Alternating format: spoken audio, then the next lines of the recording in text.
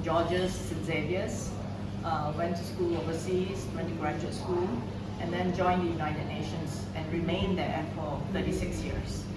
So I literally went through the ranks in the United Nations. I ended up as the Assistant Secretary General in charge of peacebuilding, which is a big job, I must admit. I was very gratified. I really enjoyed it. But how do I get there? That's a long, long story. But if I can give you, sort of little words of advice, just to encourage you, I would say that, many of you may be already working, and I would suggest, these jobs don't just land on you like that, you sort of have to plan for it. You have to prepare yourself, if you're in the field already, you should upgrade your skills, you should look for opportunities, sign up for online courses, go to conferences, meet others. So prepare yourself, good luck doesn't just happen, you have to make it happen. So be a bit more aggressive. I think us Penang people, Malaysian people, women especially, we may not be, don't be overly aggressive because that turns people off, but we have to be a bit more proactive. Proactive is the word. So number one, do that. Don't be discouraged by anyone who say that, no, you can't do this, you can't do that. The world today is, you can do anything. A woman can literally do anything, any job. So don't let anyone tell you that. And another word of advice I want to give you is, and it doesn't matter if you change fields midway. Who says you can't go from being a lawyer to an activist, or having an international career? There's nothing to stop you. So I would like to do, I don't have time to go into it. I've had many episodes in my life where I thought, oh my God, this is the end for me. And then something else happens. As I say, as one door shuts, another opens. So be optimistic, have that very optimistic point of view and say that, something else good is gonna happen. Because if you don't think like that, it won't happen ever, So as one door shuts, another opens, go for it. And then when you join an organization, this is the chapter that I wrote in the epilogue. What I found, if you work for big organizations, you can't do it alone. You need mentors, you need sponsors. A mentor is good, but a mentor gives you nice, motherly, fatherly advice.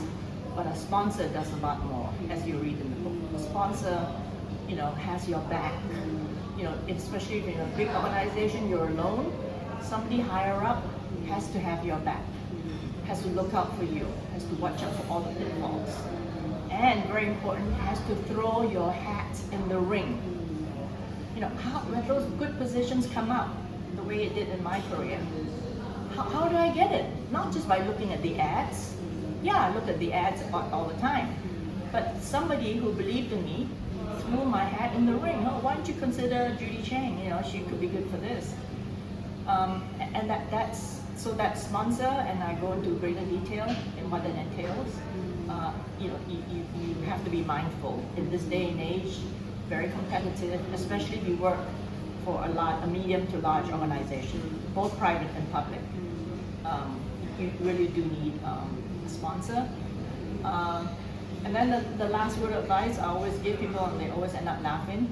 If you're a woman, you want a career, you're not just going to stay home, and that's the theme of your book, how to balance motherhood, being a wife, and career. You have to choose your life partner. Okay, you have to, you fall in love, and and yeah, it's great. Of course, you need love, but depending on what kind of a career you want.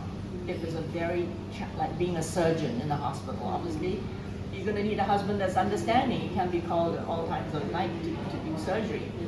And likewise, in my field, I had an international career. I spent 10 years in Africa, 8 years in Europe.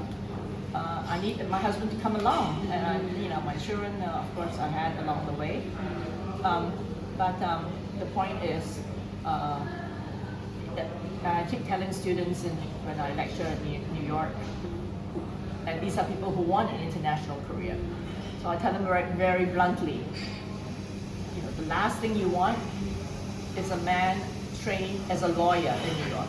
a lawyer in New York is never going to leave New York, right? And if you want to go to Ukraine, you want to go to Timor-Leste, you want to go to Afghanistan, you want that kind of a career, which is the kind I had. You need a life partner that actually also enjoys that kind of adventurous life and that can fit in. You know, my husband was a professor, so he could teach at these universities, or they might work for another UN organization. You know, so be mindful of your life partner. You know, it's not the old days. The old days where, you know, you're just married into, if you're lucky, you get married into wealth, and then you have a good lifestyle, and the servants look after your children, and you don't worry about anything. I don't think anyone around this table wants this anymore. Okay, it was the time for that. My stepsister's book is coming out precisely describing that, you know, when she wrote about her mother, Harriet Saw. You know, it's a way of life, it was back then. I'm not criticizing it, no point, it's over, it happened. But I don't think the people, the women sitting around the table want that anymore. We want something a little bit different. From each one, it could be slightly different, it could be more adventurous, it could be being a teacher.